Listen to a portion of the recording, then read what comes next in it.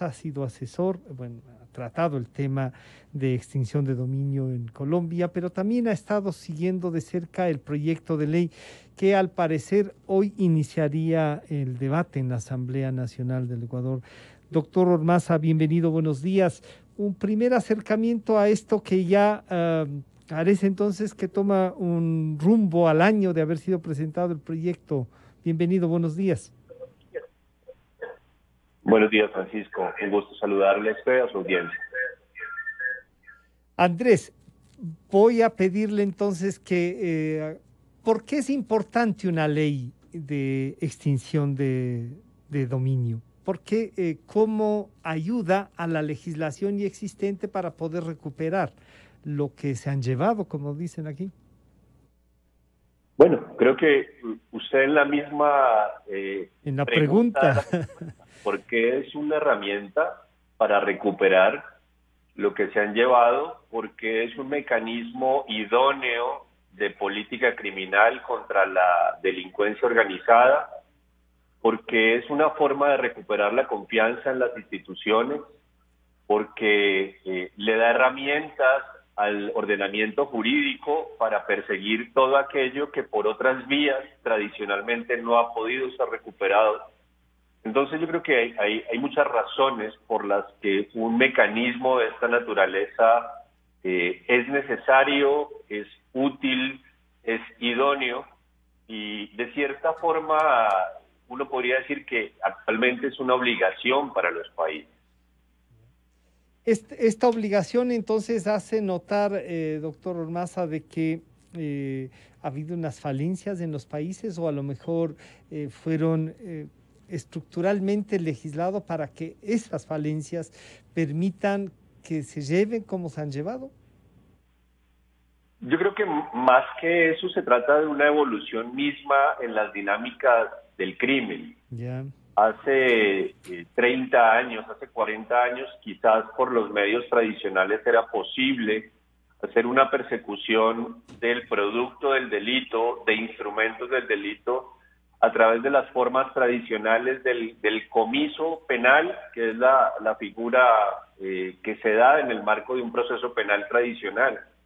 Sin embargo, con el tiempo se generó una suerte de transformación, de evolución de los modos delictivos, de la forma de asegurar el delito. Y en en esta transformación, en este traslado, los ordenamientos jurídicos se fueron quedando rezagados. La primera referencia de la extinción de dominio en la región es en Colombia en 1996.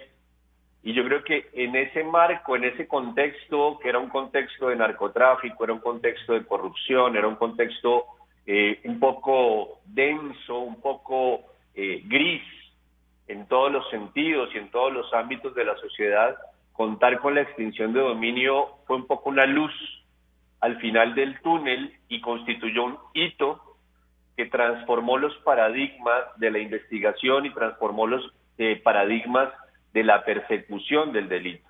Entonces, con el tiempo, muchos países que antes consideraban que la extinción de dominio pues solo aplicaba en ciertos contextos, se dieron cuenta que era una necesidad para sus países.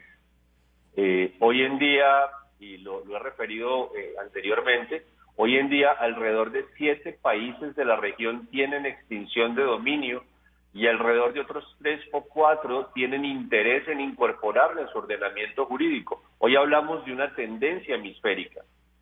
Esta tendencia puede entonces llevar a estas nuevas formas de delito, a ver cómo la plata se saca, se construyen empresas fantasmas para poder negociar con ellas. Aquí en el Ecuador hemos visto estos 14 años quizá la mayor aplicación de todas estas nuevas técnicas delictivas. Pero, entonces ahí uno viene, hay Andrés, y se habla con mucha frecuencia, hay empresas que pueden seguir el camino de los dineros de estos mal habidos para poder aplicar, porque es igual, si no ubicamos dónde está el dinero, ¿cómo les hacemos la aplicación de la ley, Andrés? Por supuesto, yo creo que lo primero es que hay que entender que Los países que en este momento en la región no cuentan con extinción de dominio tienen un mayor nivel de vulnerabilidad al dinero ilícito que se está generando en otros países que sí tienen extinción de dominio. Y voy a poner simplemente el ejemplo. En este momento, Ecuador se encuentra ubicado entre dos países que tienen extinción de dominio, Colombia y Perú, pero que además son países generadores de ganancias ilícitas, sobre todo por la producción de cocaína, que se ha incrementado en el último tiempo. Es fácil suponer que las redes ilícitas que están generando estos capitales no lo van a dejar expuesto en esos países y obviamente lo van a trasladar a un país donde el régimen puede terminar siendo más laxo en términos de no perseguir directamente este patrimonio ilícito. Y esto lo van a hacer valiéndose de vehículos corporativos, de sociedades de fachada, en fin, como usted bien lo dice, es también una alta posibilidad que se estén utilizando empresas de fachada para movilizar capitales ilícitos del exterior.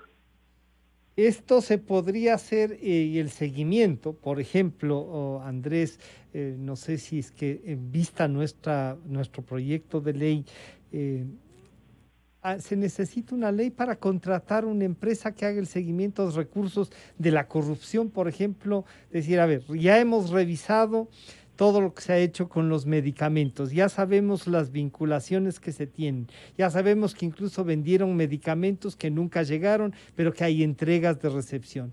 Esas empresas movilizaron una plata. ¿Se puede saber, alguien puede trabajar para ver en qué cuentas están esa plata, Andrés? Bueno, todos los países cuentan con una estructura institucional orientada a identificar los activos, hacerles trazabilidad y luego judicializarlos.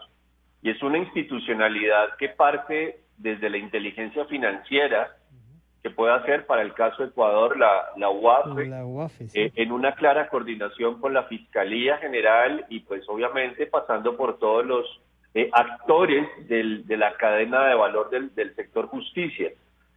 Normalmente esto no es de contratar como un investigador privado, digámoslo así, sino que se trata de activar y de repotenciar El esquema la jurídico. institucionalidad, claro. Pero si esa institucionalidad, al parecer, por eso tratan el proyecto de la ley de extinción de dominio, no está funcionando con un engranaje y se puede, antes de la aplicación de la ley, seguir los caminos para darles instrumentos a la propia UAFE, a la Fiscalía General. Los estados crean estas comisiones y aquí se vuelve a hablar de una comisión internacional con respaldo de las Naciones Unidas, algo lo que se ha hecho en Guatemala, no lo que se hizo aquí en estos 3 años, que vengan, aunque una tuvo éxito en decirnos, oigan, toda esta plata que se han gastado tiene un sobreprecio de tanto, pero ahí nos quedamos, Andrés. Bueno, lo que pasa es que estamos allí hablando como de dos situaciones que pueden ser paralelas y complementarias.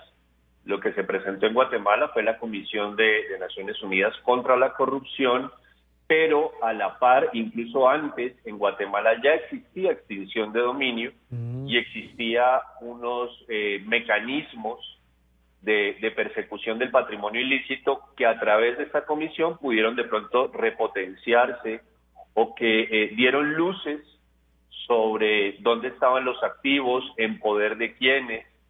Un poco se identificó el organigrama de las estructuras criminales y eso permitió afianzar mucho más el mecanismo de extinción de dominio.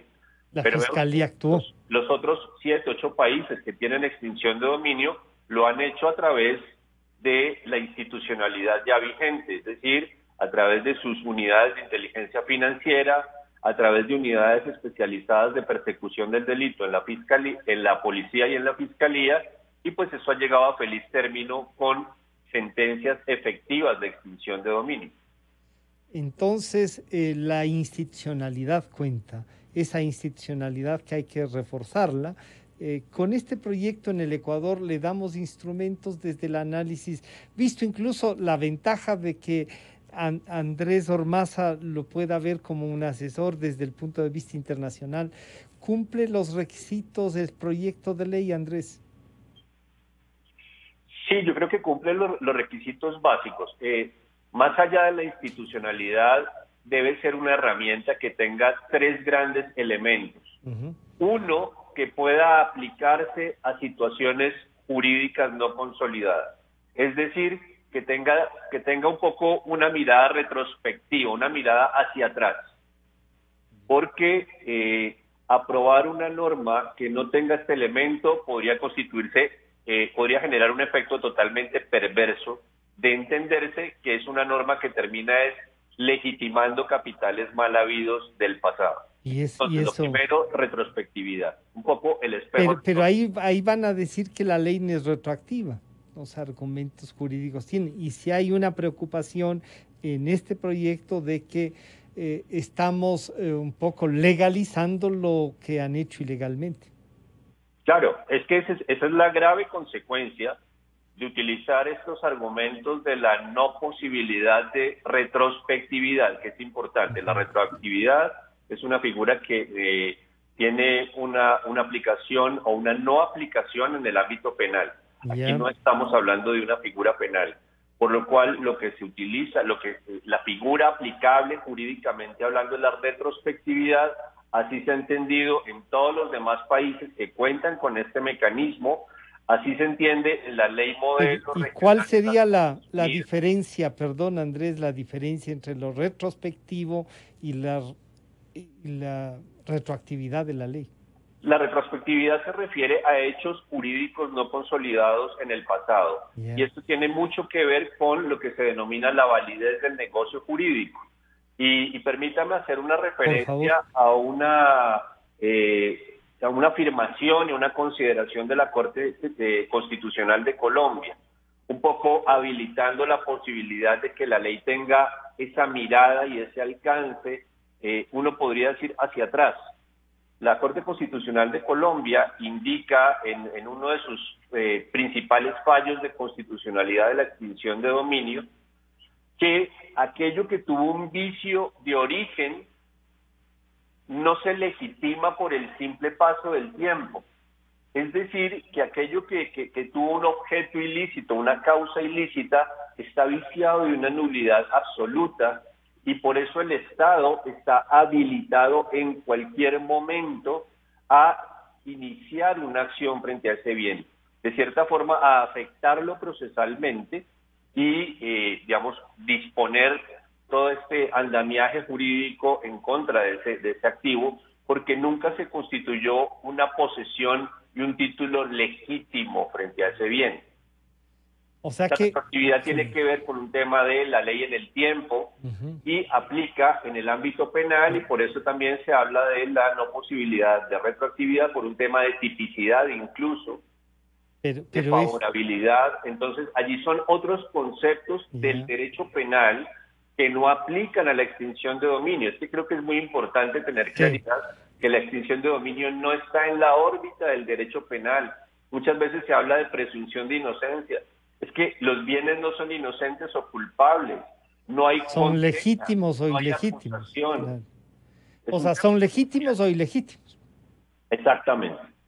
Y Andrés, usted decía, si va en la línea de la ley macro que se puede tener, o sea, uno diría, aquí hay una vigencia de otras leyes y la nuestra cumple con esos requisitos del proyecto. Usted decía que en general sí.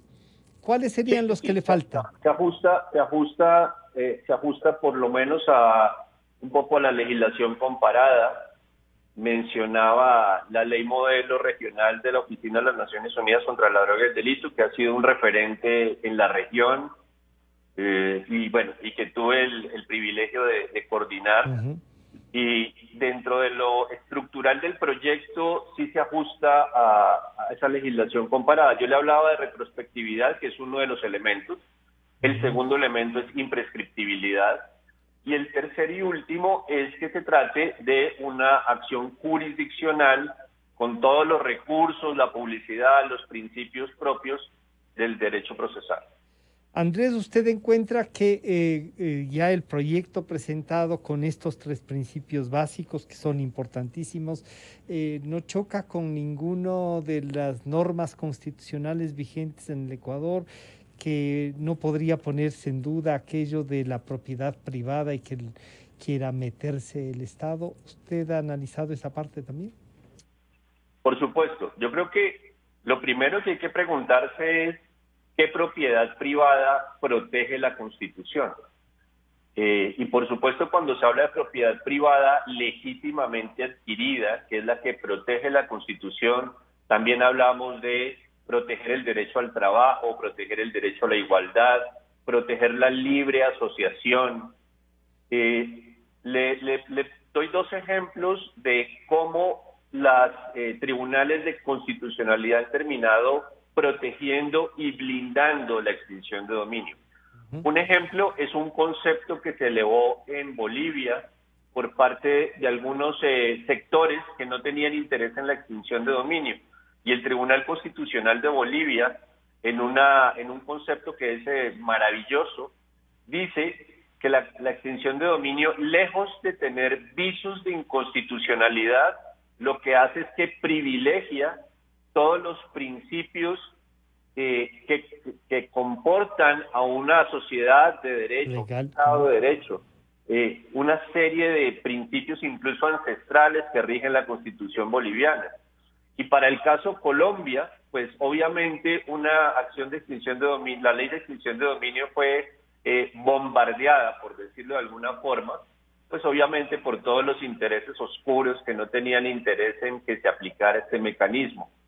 Y la Corte Constitucional de Colombia, en sendos fallos, el primero de 1997, lo que hizo fue afianzarla y consolidarla en el ordenamiento jurídico, diciendo que no solo no estaba en contravía de la Carta Política, sino que era necesaria para consolidar principios y postulados de rango constitucional. Entonces yo creo que por ese lado el tema de constitucionalidad ha sido ya decantado en la jurisprudencia comparada y no hay viso alguno de inconstitucionalidad en un mecanismo de esta naturaleza. Todo lo contrario, privilegia el derecho al trabajo, privilegia el derecho a la propiedad legítimamente adquirida, no la propiedad de las mafias. Privilegia un derecho a la igualdad, privilegia una serie de aspectos constitucionales y de fines esenciales del Estado, la convivencia pacífica, la legitimidad de las instituciones. Es todo lo contrario.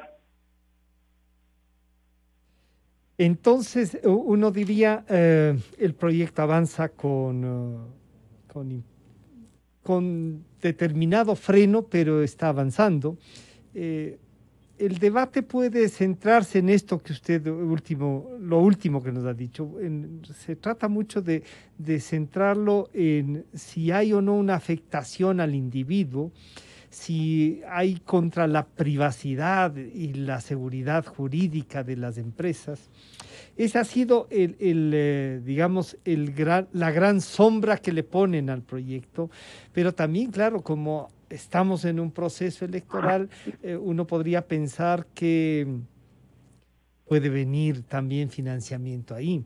¿Y cómo se trata? Y ustedes en Colombia han tratado el tema del financiamiento. ¿Este proyecto tiene previsto esas cosas también? Por ejemplo, ahí en la extinción de dominio, ¿cómo está? ¿O esto sí va a un tema penal, Andrés? No, la extinción de dominio no depende de un proceso penal. Y de hecho esa es una de las razones por las cuales ha demostrado su eficacia este mecanismo. Yo creo que en el pasado o en otros foros he puesto un ejemplo que es el ejemplo recurrente de Pablo Escobar. Pablo Escobar, cuando es dado de baja por la fuerza pública, él no tenía condenas en su contra, él no tenía una condena penal, a pesar de todo el catálogo de delitos ampliamente conocido. Él no había sido penalmente condenado y cuando el acusado o el investigado muere, se extingue la acción penal y por virtud de la legislación civil, Los bienes sus quedan con bienes los herederos. pasan a sus herederos. Claro. Y Imagínese esta situación, lo aberrante que habría sido que los millones de Pablo Escobar derivados del narcotráfico, el sicariato, el tráfico de armas y todo este catálogo, esta lista extensa de crímenes, hubiera quedado en poder de sus herederos por virtud de la ley que indica que los bienes del causante pasan a sus causavientes. Entonces, imagínese esta aberración desde lo jurídico, pero sobre todo desde el punto de vista de impacto social, si se hubiera presentado. Existen muchas situaciones en las que el proceso penal no es eficaz frente a las ganancias ilícitas, frente a los activos ilícitos, frente al producto de un delito. Y la ley de extinción de dominio viene a complementar justamente estos vacíos que hay en la aplicación de la figura del comiso penal. Entonces, los bienes y las instituciones, si logramos recuperar bienes vía la ley de extinción de dominio, se crea en este proyecto de ley una institución que las ha de administrar. Aquí tenemos esta ley del CONCEP y teníamos una administración, y a veces terminaban administrando los mismos gerentes de las empresas a las que se les han incautado estos bienes, y no siempre, por decir algo, había una hacienda donde había 500 cabezas de ganado y al entregar, se entregaban no las cabezas de ganado que habían estado, sino un ganado sí, pero ni siquiera que habían disminuido al que estaba el 10, el 15%, se han muerto. Justo esas son las que se mueren, las que se venden, las que se caen, Andrés. Hay que tener mucho cuidado con el sistema de administración de bienes. El sistema de administración de bienes es también un sistema altamente vulnerable a temas de corrupción. En Colombia tuvimos un ejemplo un poco para el muro de la infamia, que fue la Dirección Nacional de Estupefacientes, que le asignaba provisionalmente los bienes que estaban en procesos de extinción de dominio, se los asignaba a los testaferros de las mismas estructuras criminales a las que se les estaban quitando. Entonces, hay que tener mucho cuidado con este tema. Sin embargo, la administración de bienes es un tema, yo creo que mucho más gerencial que dogmático o sustantivo. El tema de administración de bienes, obviamente hay que hacer una estructura muy robusta, con mucha veeduría y muchos controles, y también, ¿por qué no? Hay que pensar en las ventas anticipadas, que es lo que hacen muchos países. En muchos países el bien ingresa, entra en el proceso de extinción de dominio. Andrés, vamos a tener que concluir, una cadena nacional nos están exigiendo ya, y vamos a volver a tener este contacto porque en el inicio del proyecto es lo importante. Así es que muchísimas gracias, Andrés. Vamos con la cadena nacional. No es cadena. Los principios de integridad, transparencia y obviamente eficiencia y participación ciudadana. Hemos acogido todas las recomendaciones de la Contraloría General del Estado, proceso que fue dado de baja en el concurso del gobierno anterior en el 2018.